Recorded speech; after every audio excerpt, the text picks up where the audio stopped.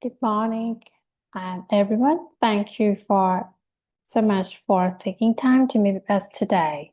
I will be presenting Auctoris PDPA Assessment Service. So the core message today, presentation is simple, protect data and trust. Before we begin, let me start with a quick question for you. When was your organization last time PDPA assessment? If you can't answer, or if it was more than 12 months ago, the next slide will explain why this matters now. About Auctoris Trust, before we dive into the service, let me briefly introduce Auctoris Trust. We are a specialist PDPA advisory firm in Southeast Asia with 15 years of working experience. We have delivered over multiple PDPA projects to serve across industry, such as banking, healthcare, retail, insurance, and public sector. Our core strengths are legal depth. We have Thai licensed lawyer with direct experience working with PDPC. Our white carries legal professional privilege. Technical edge. We have ISO 27001 and an IST aligned security revealed. Next one is bilingual always. So every deliverables we deliver in Thai and English. So this is meant for you when you have to walk into a board meeting or respond to PDPC letter. You won't have to wait for us to translate document. They will already be ready. The PDPA challenge. So now let's go into the core question. Why is PDPA a right now issue, not the next year one? PDPA is no longer a paper exercise. The enforcement is already happening. There are four members you need to remember. The first one, 21.5 million baht. It's a cumulative fine issued by the PDPC office from only 6 cases. 5 million is the maximum administrative fine per violation, and the maximum has already been levied. All, like no exceptions, both public and private sector are being enforced right now. New a draft amendment in August 2026 will be changed the rules. So the key takeaway is, if today you're saying our PDPA is fine but haven't revealed in the past 12 months, you are walking to the risk zone that PDPC is actively watching.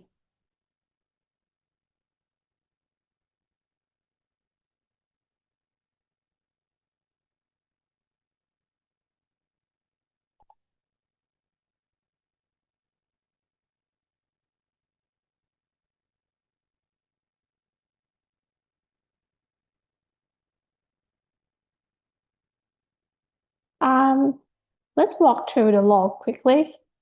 PDPA provides 6 lawful bases for collecting data like consent, contract, legal obligation, vital interest, public task, and legitimate interest. Data subjects have 7 rights like access, rectification, erasure, restriction, portability, objection, and withdrawal of consent.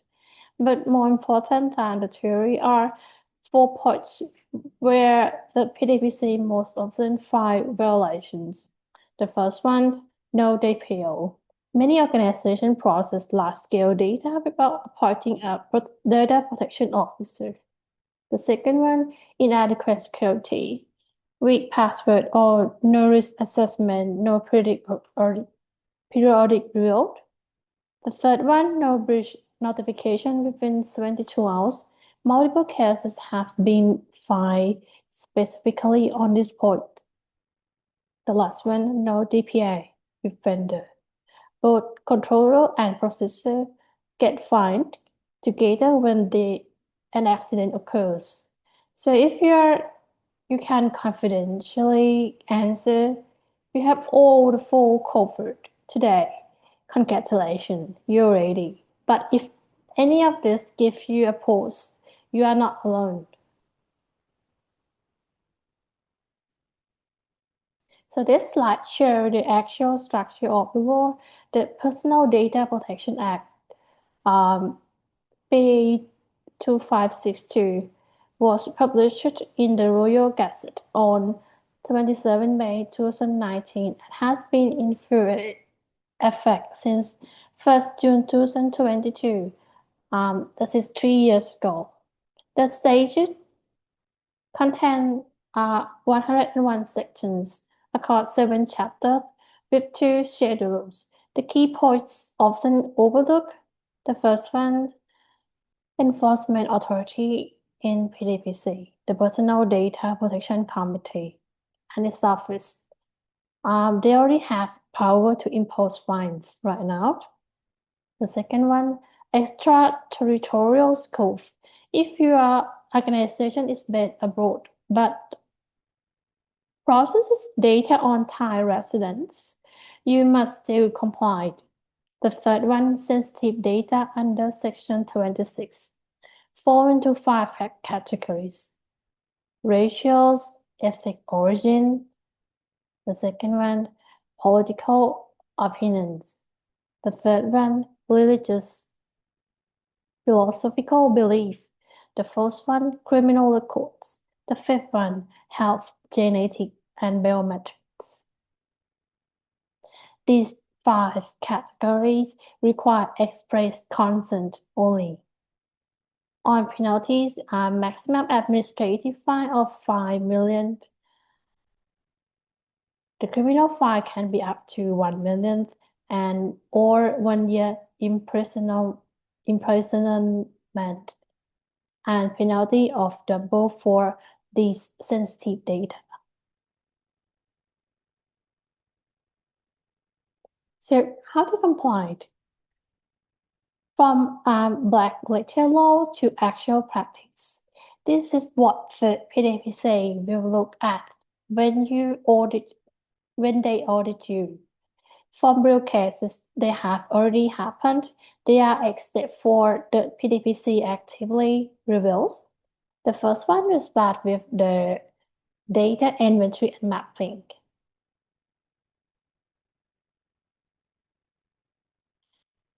And then assign a lawful basis, and then develop data privacy and consents. The next one, implement security measures like CIA, confidentiality, integrity, availability. And then sign the DPA with vendor. Next one is to build a data subject right workflow. And then prepare a response playbook. Last but not least, finally appoint a DPO and train the staffs. When I want to emphasize the 5 issue organization that what I want to emphasize is the key issue that the organization frequently miss in practice. The first one, the lawful basis confusion. Many organizations use consent but have no mechanism to withdraw or rely on legitimate interest but skip the LIA, legitimate interest and assessment. The second one, joint control and process boundaries. Clouds, software and service, and marketing vendor often become a processor without a DPA in place. The third one, cross-border transfer under the Section 28. Sending the data to server abroad require adequate protection.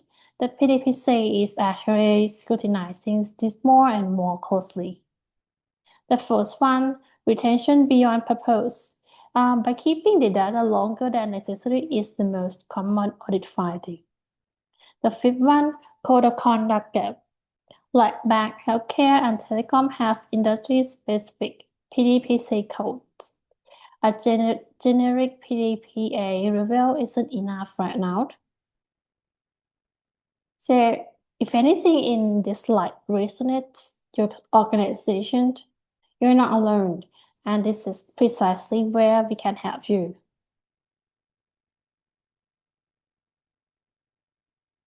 Next slide is about the actual enforcement number for 2025. Since PDPA came into full effect, the PDPC has issued 21.5 million in cumulative fines. But the striking part is that it actually comes from only 6 cases. Anyway, on the 1st August 2025 alone, the PDPC issued 8 orders across 5 unrelated causes.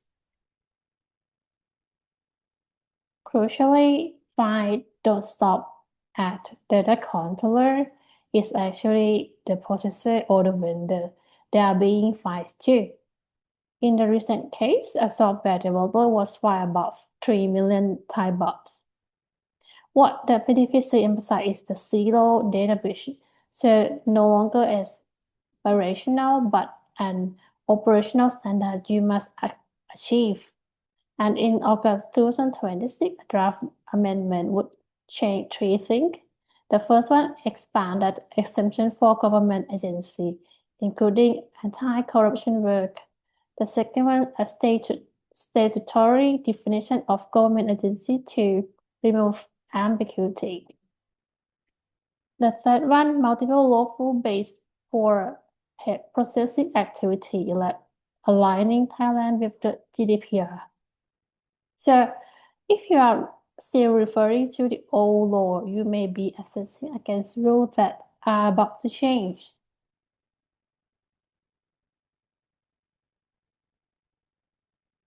So our service, our PDPA compliant assessment service is built on 3 pillars as follow. Pillar number 1,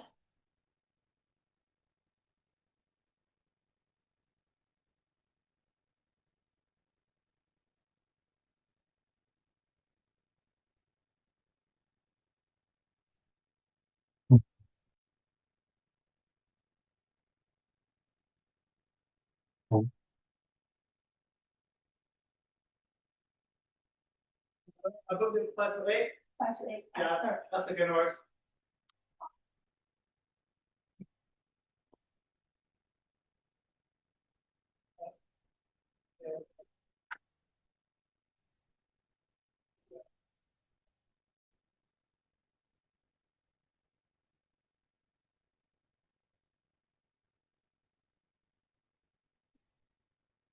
So our PDPA assessment service is built on 3 pillars. The first one, diagnosis. This is the baseline assessment. We will start with a data mapping workshop, analyze the lawful basis for every activity, and deliver a risk-based gap report. Pillar 2, remediate. So we implement and fix stuff. We help develop privacy notice, consent flows, vendor DPA templates, reach response playbooks, and run staff training. Pillar 3, sustained. We do the long-term maintenance, outsourced or co-sourced DPO services, quarterly control checks, annual readiness audits, and breach tabletop drills. The outcome of our clients' actions are audit-ready, reduced risk, and stakeholder trust. So we will stay with you throughout the entire PDPA life cycle. The methodology. Here's our methodology, a 5-step approach aligned with the international standard. The step 1, scoping and onboarding. We conduct stakeholder interviews, data inventory creation. Step number 2, diagnosis and mapping. We do the lawful basis metric, risk exposures analysis, and security posture assessment. Step number 3, gap analysis and risk report. We do the risk ranking report, deliver to the management. Step number 4, remediation roadmap. We do the action plan separating quick wins from the structural fixes. Step number 5, sustain and verify. We conduct annual audit, training, and ongoing DPR support. Standard we work against are the PDPA B.E.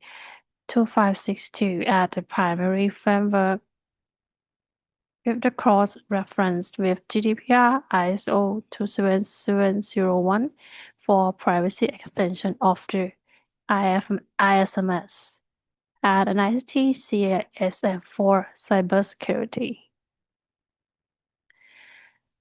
So the typical timeline is for core assessment takes 6 to 8 weeks and full remediation inclusive runs around 12 weeks.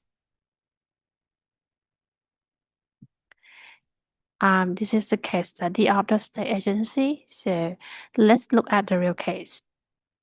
I have selected 4 that represent each major sector.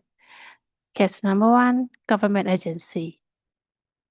A public-facing web application was hacked, and personal data of 200,000 people leaked to the dark web. What went wrong? There's no privacy by design. There is weak password, no risk assessment, and critically, no DPA with the software developer. So the penalty, both agency and developer was fined around 150,000 Thai baht. So, and the lesson learned here is the government agency and IT vendor share accountabilities. By choosing weak vendor, it won't kill you. The PDPA terms must always be in the contract. Case number 2 is that in healthcare sector, in the private hospital, this one is I love so much because it's so surprising. The hospital hired an individual contractor to destroy patient medical record, but he kept the document at home, ignored the destruction protocols, and ended up wrapping sweets with them. Images of sweets wrapped in the medical records were posted on social media, where the PDPC office found them. So there are over 1,000 records were exposed. The penalty to the hospital are quite huge. The hospital was fined 1,200,000 Thai baht, and the contractor was fined around 16,000 plus possible criminal liabilities. So the lesson learned here, those kind of sensitive data like medical record carry higher penalties. A DPA that exists on a paper isn't enforced, offer no protection. You need audit rights and active monitoring on this one. Case study number 3 is on IT retailer. So they are a large IT retailer. In this case, it actually hit the maximum fine under the law. A customer database leak. There are over 100 customers were targeted by the call center scam. The scammer called the customer and the customer filed the complaints with the PDPC. So there are 3 violations occur. The first one, no security control. The second one, no breach notification within 72 hours to the PDPC office. And the last one, no DPO despite large-scale processing. So there are around 7 million penalty fine. This is the maximum administrative fine because the PDPC consider the company size and revenue too.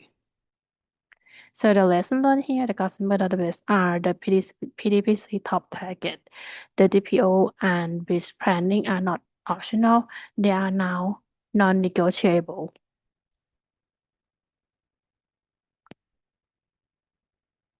Case number 4, cosmetic company.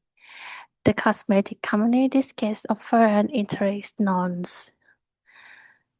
Security was inadequate and the customer data leaked to a call center gang. The customer was scammed. Interesting part is this company did provide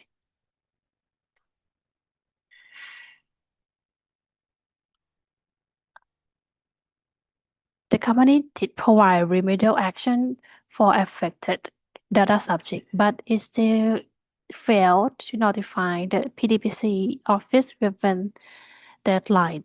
So there are penalty about 2,500,000 Thai baht, 8 times higher than the government agency case because PDPC weighted the actual harms to the customers. So the lesson learned here is the proactive remediation softens the blow but does not replace the security measure and notification to the PDPC office. So all 4 cases have common root codes. 4 cases lack adequate security measures, such as no monitoring, weak password, no risk assessment, no ongoing rebuild. 3 of 4 cases failed to notify the PDPC office within 72 hours or failed to deliver timely remedial actions. 2 of 4 cases failed to appoint a DPO despite triggering obligation under the law due to large-scale processing of sensitive data.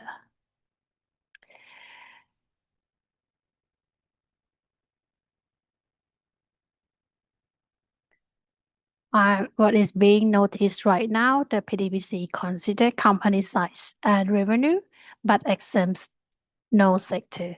Both public and private organizations are now get fined.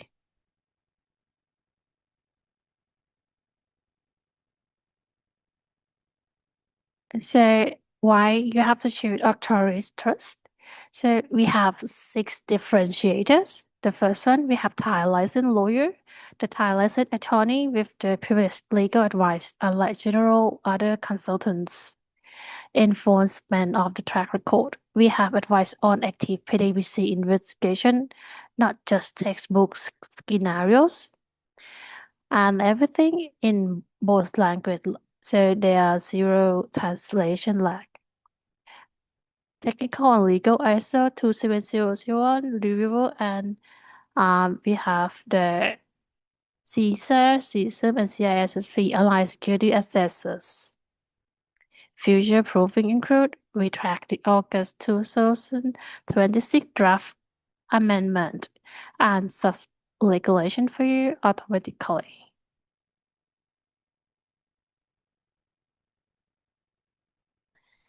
So now let's look at our package. There are 3 tiers. The first one is the starter package, which is the plus one, with the fixed price of 290 Thai baht. With the deliverables within 4 weeks, cover data inventory workshop, risk-rated gap report, executive briefing, and bilingual deliverables. This is ideal for SME making the first assessment. The second one, the compliance package. This is the most popular one, starting at 850,000 Thai baht that deliver within 8 to 12 weeks. This includes everything in plus priority notice and consent forms, vendor DPA templates, breach response playbook, and staff training workshop. This is ideal for organizations preparing for or responding to PDPC scrutiny. The last one, sustain package or the retainer, which is about 120 Thai 1,000 Thai baht per month with a 12-month minimum. This includes outsourced DPO function, quarterly control check, annual readiness audit, and bridge tabletop drill. This is ideal for organizations with mandatory DPO triggers. So these numbers are indicative and depend on actual scope. We will review on the master agreement plus statement of work.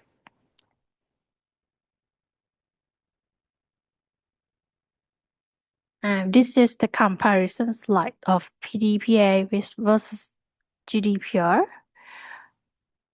Structurally, they are very similar, but GDPR came a very long time ago, and they both have extraterritorial scope. Both have 6 lawful bases and similar data subject rights, whereas PDPA has 7 rights, but GDPR had 8 rights. Cross-border transfer use the same core principle like adequate BCR, SEC, and contracts. But there are 3 important differences.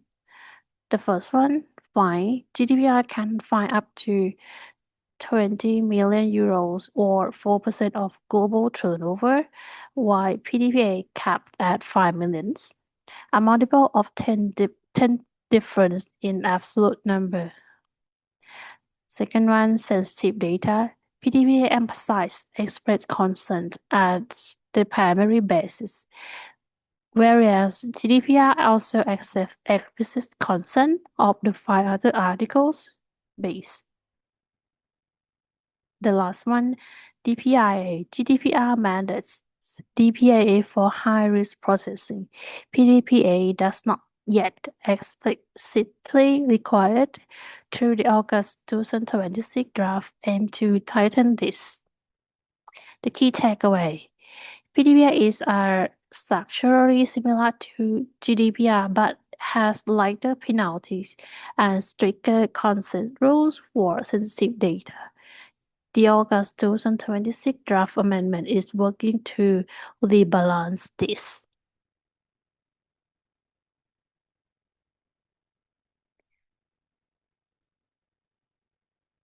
We are ready when you are. If today you decide that you need a PDPA compliance gap assessment, start with the pulse.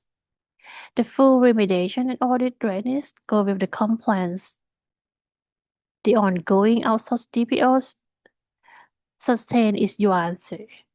So this 3 step to start, you have to make a call to us, like 30 minutes call discovery to understand the scope. There's no commitment required right now, and we will provide you a tailored pricing plan that matches with your need. The kickoff starts immediately whenever you want. So how to contact us? You can reach out to us via email, contact@auctoristrust.com, or make a call at 090-963-9496, or submit the form via our website, www.auctoristrust.com.